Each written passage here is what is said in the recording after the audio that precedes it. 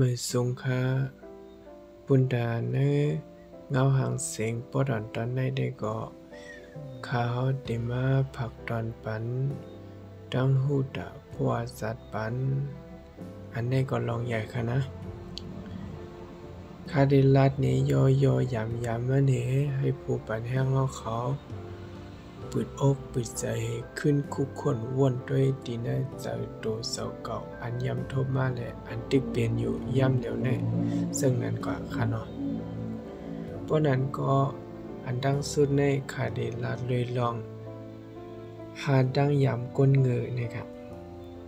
หาดังย้ำก้นเงยในไม้หนึ่งเขาได้เป็นซึ่งหือลาในไม้หนึ่งเขาตื้ออำทอมเปิ้นซึ่งนั่นค่ะกำในไม้สองตั้งย้ำก้นเงยในค่ะนะเจือกสามหูกล้วยเฮ็ดอำเป็นค่ะกำในตั้งย้ำก้นเงยไม้สามเขาได้ใส่นำเสลองตั้งอันจีเซอร์มันแม่นค่ะไม้สี่เขาได้ใกล้เน่ก้นดังก้อนน้ำเสอำยำเน่โตเสาเก่าซึ่งนั้นค่ะไม้ห้าอำหูซอกหาเฮียนหูเมียวอันเมือไว้วนว่าโตเสาเก่าลงแรงเหลียนยาวในค่ะเนาะอันนี้เป็นตั้งยำก้นเงือหาขอหาเปิงค่ะนะเปิงแตกมันในค่ะเนาะกำในซ้ำปุนดาโตเสาเก่าเฮาค่ะเนาะปุนดาโตเสาเก่าเฮาในก็ลองใหญ่นะคะนะอันในซ้ำในข้าได้ตั้งซื้อมันไว้ว่า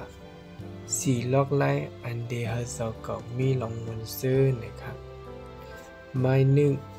ปักเป็ดโซปันอันแตกเนื่องกันดังก้นดังก้อนนั่นครับไม้สอง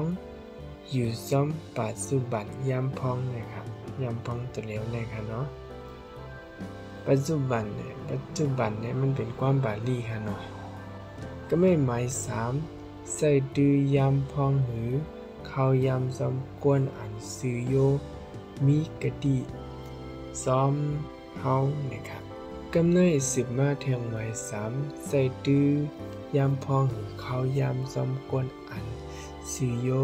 มีกะดีซ้อมเฮานั่นค่ะเลย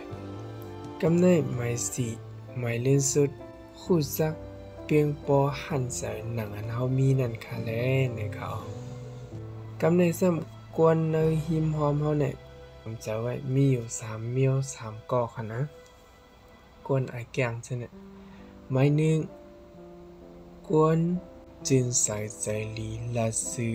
เฮ็ดสือหำลักสิตามดอกอีแดงหลังกันครับไม้สอง